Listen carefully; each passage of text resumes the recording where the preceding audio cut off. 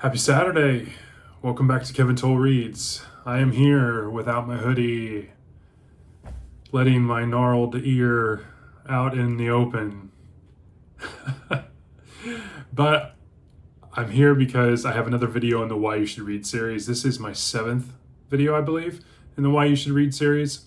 And today we are talking about author Lawrence Block. It's probably a long time coming. I have so many book reviews on the channel about Lawrence Block. You're probably thinking, why didn't you do this earlier? So Lawrence Block, a great author. He was born in 1938. He's 86 years old. He has been writing books for over 6 decades. He was born from Buffalo, New York. He has over 75 books. It's a little, the counts vary, and I'll get into that, the reasons why, but I'm going to say right now, and under my research, he has over 75 novels, over 30 plus short stories, and some included in anthologies. Some say his book count is over 100. I tend to agree that it might be because it's hard to nail them all down, even when you go on his website. So when it comes to in terms of books sold, it's unknown, really. I know that he has over 250,000 ratings on Goodreads. His average rating is a 3.88. He writes typically in the genres of crime fiction, mystery fiction. He got his starts in erotica. We'll touch on that a little bit. Awards, he's got quite a few. He has 4 Edgars, 4 Seamus Awards. 2 times he's won the Japanese Maltese Falcon Award. He has a Lifetime Achievement Award from the Private Eye of America. So he's in many other awards. He's really a long-term writer. He does a lot of other things. You can tell he's really passionate about books and writing. So just some kind of cool facts about Lawrence Block. Like I mentioned, he's been writing books for over 6 decades. His first releases started in the 50s. And so I thought that was really interesting. Lo and behold, and I think I've mentioned this a couple times, that he actually got to start writing books under kind of the genre of erotica back in the mid 50s. And he wrote under a number of pseudonyms. It's said that it's like 9 or 10. I have several of them listed here. He wrote under the name Jill Emerson. So he wrote under a female name. Paul Cavanaugh, Sheldon Lord, Andrew Shaw, Dawn Holiday, Leslie Evans. There's like 3 or 4 others as well. And he wrote numerous books, not just one book, for each name, but numerous books under these. He's written 2 memoirs, 2 reference books. He talks about writing, has kind of a spot on his website where he talks about different tips and stuff in his style. He loves to travel. He has visited over 135 countries in the world. And I thought that was really interesting. Obviously, he's 86, so he's done quite a bit of traveling. But he likes to travel. He loves series, which is obviously why I have an affinity towards him, because I like series.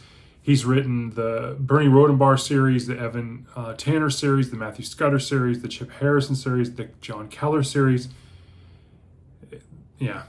I have 48 Block books in my library. I have read and reviewed on the channel 23 to 24 books today. I plan on reading quite a bit more, and we'll get into that as well. But what makes him a good author? What makes Lawrence Block good? I think it has to do with a couple different things. First and foremost, I like his tight and concise writing. You read some books that have a lot of fluff in them. King is my favorite author ever, Stephen King. Some of his books are fluffed. I mean, I think there's a point to them. I think some authors, and I'm to kind of digress here, I think some authors tend to think along a couple different lines. One, they struggle with moving the plot along to a point, or telling the overarching story, that they get caught down in so every minutia and detail that they want to iron everything out for the reader, for hoping that the enjoyment will be better. Block doesn't do that. He uses the unsaid, reading between the lines type thing, the mystery and twists and turns and da da da da type thing, so well as a writer that he doesn't need to fill the middle of his books with 150 pages to hold your hand through things. And I appreciate that. back to what I was saying about fluff, some writers though think that it's a value thing. That hey, if I'm going to charge nowadays, $30 for a hardback, I need to my page count needs to be 500 to 600 to 700 word or pages.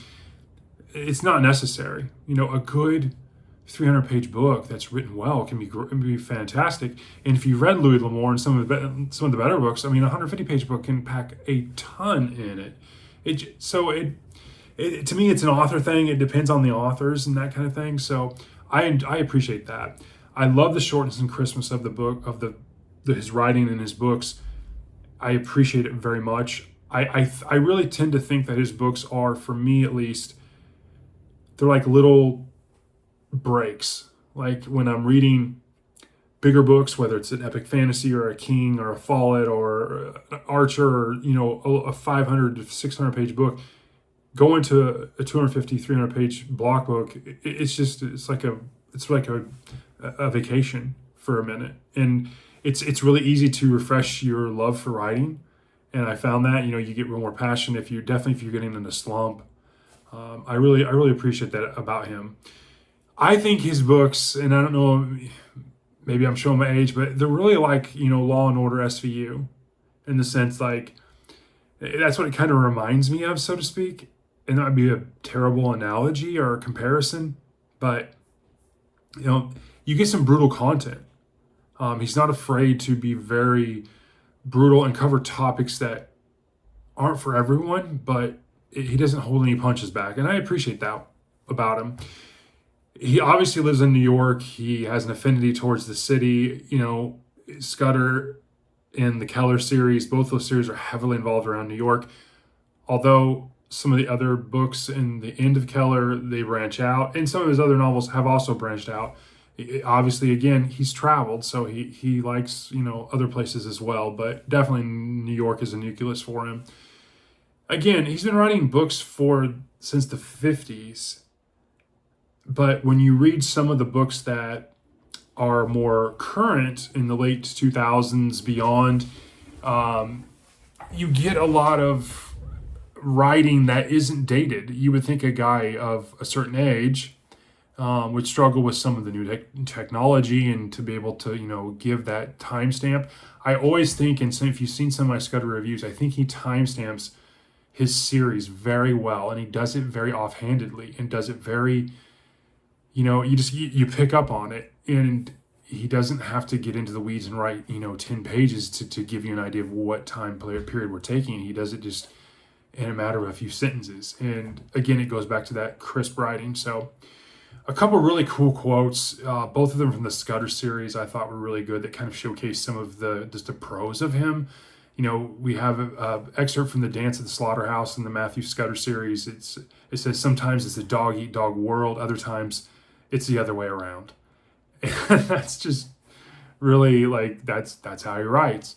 Another one was from the book Sins of Our Father in the Scudder series, and it was like, it's a dangerous thing giving humanity the knowledge of good and evil and the capacity to make the wrong choice more often than not.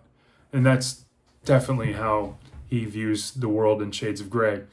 In terms of where to start, my take is, and again, I've got a couple series on here that we're going to talk about too, that I've read a couple books. I haven't got my way through them yet. His Hard Case Crime, I'm starting to enjoy those, starting to read those. My take is Keller series. I think that's one of the greats. He really showcases his writing, his way to tell a story. They're shorter entries. I think that you can't go wrong there. I think the Scudder series is another good one. I think you can pick up a Scudder book, and it doesn't really have to be the first book in the series. You could pick up any of the first 5 or 6, and I think, you could get a sense of his writing if you see if it's for you. So, again, the Hard Case Crime, I've read a few. I really can't speak from a complete place of total experience, but, I would tend to go to the Keller and Scudder series first. I didn't care for one of his Hard Case Crimes. If you want to see a funny book video or book review, go watch my book review on The Girl with the Deep Blue Eyes. I didn't care for that book, but so far, besides that one, I've really enjoyed Block. I've reviewed 23, 24 books on the channel. I've I really enjoy his work. My overall thoughts, again, he's a great writer. Obviously, I've got quite a bit of content on the channel regarding him.